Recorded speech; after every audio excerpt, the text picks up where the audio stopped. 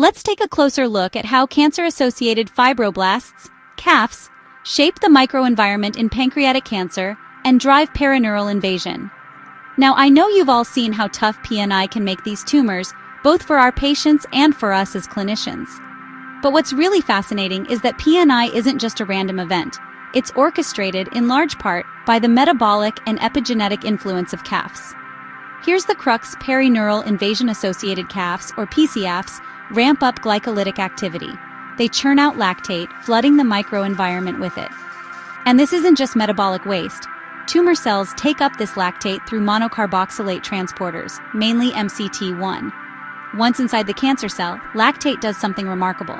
It drives a specific epigenetic change, histone H3K18 lactylation. This isn't just a molecular curiosity.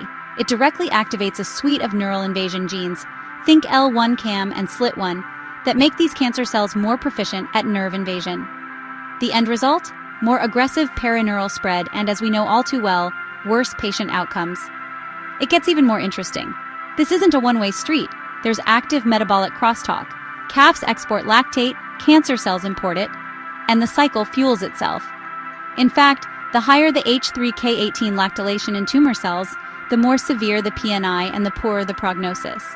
That's not just correlation. That's a direct mechanistic link.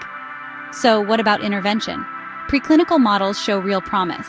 If I inhibit glycolytic enzymes in CAFs, like GAPDH, or block lactate-induced histone changes, neural invasion drops dramatically.